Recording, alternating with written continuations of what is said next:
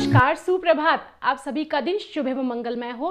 स्वरूप आयुर्वेदिक क्लिनिक के रोजाना के सुविचार के पथ्य अपथ्य की इस श्रृंखला में आज दिनांक 12 मार्च 2021 को हम आपसे बात करने जा रहे हैं जुकाम यानी कि प्रतिशाय, या फिर जिसे कि आप राइनाइटिस भी कहते हैं, कोल्ड भी कहते हैं, और या जिसे हम नज़ला भी कहते हैं। उसमें क्या पथ्य है और क्या अपथ्य है, अर्थात नज़ला या जुकाम हो जाने की कंडीशन में हमें किस चीज़ों का सेवन करना चाहिए और किन चीज़ों का सेवन नहीं करना चाहिए, ये जानेंगे हम आज इस वीडियो में। एक्चुअल में देखा जाए तो जैसे ही मौसम बदलता है, यानी कि सीज़न का वेरिएशन होता है, वैसे ही सीजनल वेरिएशंस पे हमें बहुत सारे लोगों को जो है वो कोल्ड की प्रॉब्लम यानी कि नज़ला या जुकाम की दिक्कत देखने को मिल जाती है। ख़ास तौर पे वो लोग जिनकी इम्यून सिस्टम बहुत वीक होता है, उनमें इम्यूनिटी कम होती है, उन लोगों में ये दिक्कत ज़्यादातर या अक्सर देखने के लिए मिल जाती है। और सीजनल वेरिएशन मतलब गर्मी से सर्दी आ रही है या सर्दी से गर्मी आ रही है, मतलब एक मौसम एक ऋतु के बदलते ही जब दूसरी ऋतु या मौसम आने लगता है, तो जो ये सीजनल वेरिएशन होते हैं उस समय बहुत सारे लोग कोल्ड से यानी कि जुकाम या नज़ला की प्रॉब्लम से अफेक्टेड हो जाते हैं। लेकिन कुछ लोग ऐसे भी होते हैं जिनमें एलर्जी की वजह से, ज़रा सा डस्ट एलर्जी हुई नहीं या किसी और एलर्जी की वजह से, वो लोग जो है वो होल ईयर मतलब पूरे वर्ष पूरे साल ही इस जुकाम से अफेक्टेड रहते हैं। तो ऐसी कंडीशंस में वो बार बार, जब जो लोग साल भर अफेक्टेड रहते हैं, बार बार एंटीबायोटिक या मेडिसिन का यूज़ नहीं कर सकते और एक टाइम बाद उनकी मेडिसिन भी उन पर वर्क नहीं करती हैं। तो ऐसी कंडीशंस में हमें क्या करना चाहिए, क्या नहीं करना चाहिए, ये जानेंगे आज हम इस वीडियो में। एक्चुअल में सबसे पहले हम जानते हैं कि इसके कारण क्या है, क्यों हो जाता है ये कोल्ड। होता क्या है कि अगर किसी को लॉन्ग टाइम से अजीर्ण हो रहा है यानी कि इनडाइजेशन हो रहा है, तो भी आप इस बात का ध्यान रखिए कि लॉन्ग टाइम में तक होने वाला या अक्सर हो जाने वाला अजीर्ण भी कहीं ना कहीं आपके इस जुकाम का कारण हो सकता है।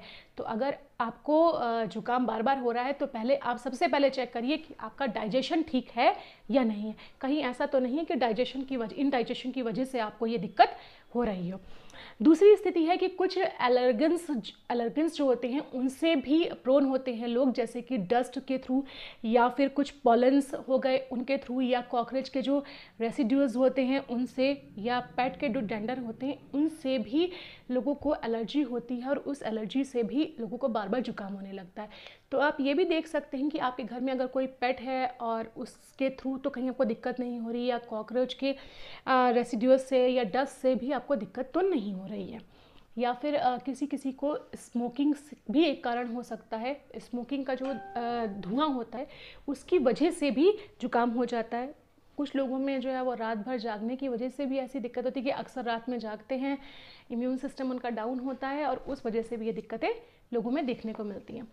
बहुत अधिक मात्रा में शीतल जल मतलब ठंडे पानी या पेय पदार्थों का सेवन करना या ओस का सेवन करने से भी कोल्ड हो जाता है। मतलब ओस में जो लोग बाहर निकलते हैं, ज़्यादा ट्रैवल करते हैं, घूमते हैं, उनमें भी ये दिक्कत देखने को मिल जाती है। और सीजनल वेरिएशन तो मैंने आपको सबसे बड़ा कारण बताया है कि मौसम के बदलने पर, एक ऋतु के जाने पर और दूसरी ऋतु के आने के समय में ये दिक्कत अक्सर ज़्यादातर लोगों में देखने को मिलती है।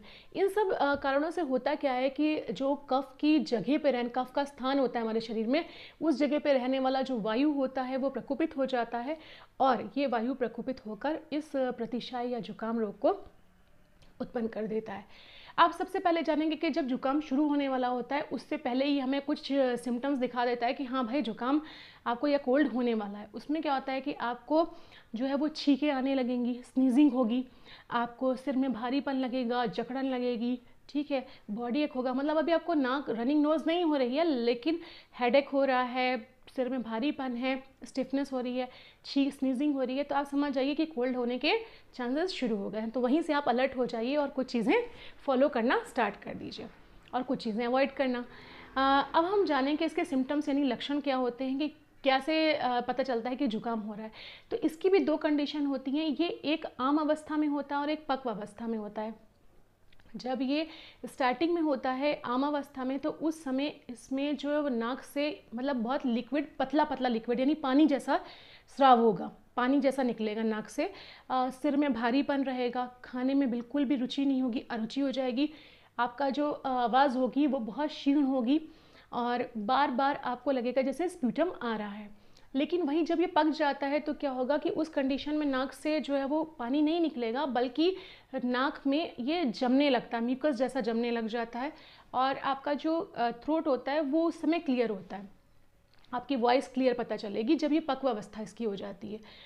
अब हम जानते हैं कि अब हम जानेंगे इस बारे में कि क्या करना चाहिए और क्या नहीं करना चाहिए। तो सबसे पहले जानते हैं कि हमें इस कंडीशंस में क्या नहीं करना चाहिए, क्या अपथ्य है। तो उसमें सबसे पहले तो आप अवॉइड कीजिए शीतल जल या शीतल वातावरण, मतलब ठंडे वातावरण में वायु में ना जाइए, और शीतल जल यानी कि पानी का सेवन या पेय पदार्थों का सेवन आप अवॉइड कर दीजिए। आप जो है वो अवॉइड करिए कि आपको ज़्यादा एलर्जेंस जो भी आप हो सकता है कि उससे अगर प्रोन है तो उन्हें अवॉइड कीजिए। अपनी इम्यून बूस्टर्स लेके कुछ अपनी इम्यूनिटी बढ़ाइए।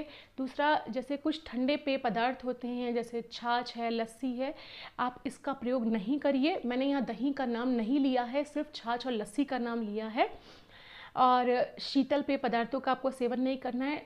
इम्पॉर्टेंट चीज़, आपको जो है वो स्निग्ध और गरिष्ठ पदार्थ नहीं लेने हैं, क्योंकि अजीर्ण यानी इनडाइजेशन भी कोल्ड को बढ़ा देता है।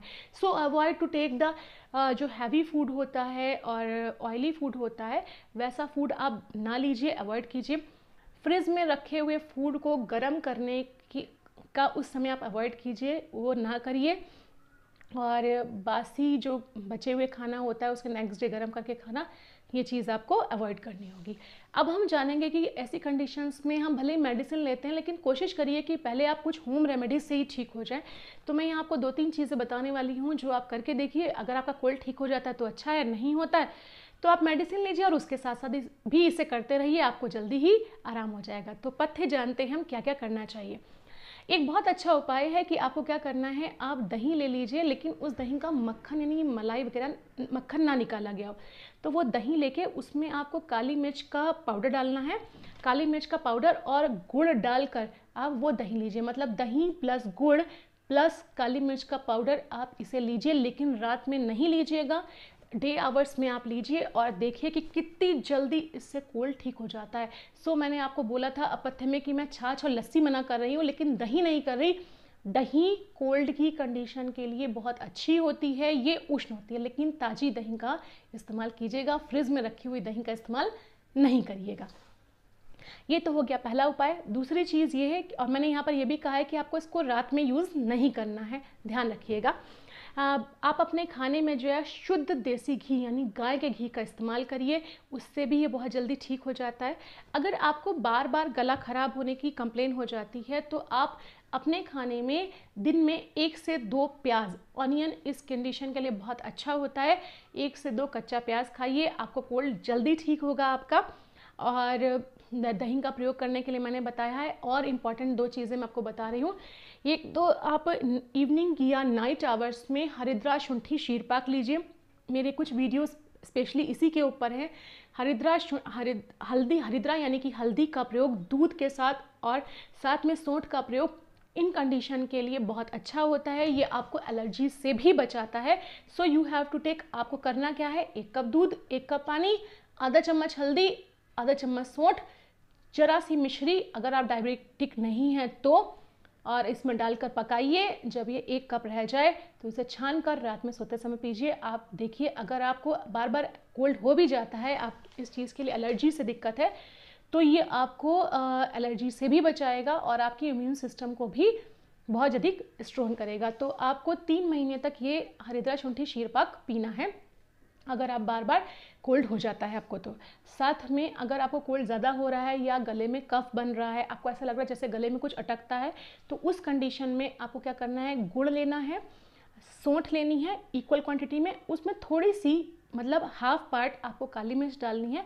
ये करके एक कॉम्बिनेशन करके आप इसकी छोटी छोटी गोली जैसी बना लीजिए और खाली पेट आप 1 से 2 गोली लीजिए और फिर आप देखिए कि कितनी जल्दी आपको कोल्ड ठीक होता है। लेकिन इन सब में आप सुबह उठकर जो मैंने बताया हुआ है अजवाइन सौंफ का पानी, वो आपको ज़रूर लेना है क्योंकि वो सारे आम का पाचन कर देता है। तो बस कुछ चीज़ें हैं जो आपको अपने डेली रूटीन में वो शामिल करनी है और देखिए कितनी जल्दी आपकी बीमारी यानी आपका रोग आपसे दूर हो जाएगा। तो मैं फिर से आपसे कहती हूँ कि आप अपनी दिनचर्या बदलिए और स्वस्थ रहिए, और उसके लिए आप मेरे दिनचर्या के सुविचार के पथ्य अपथ्य की श्रृंखला से हमारे साथ जुड़े रहिए। धन्यवाद।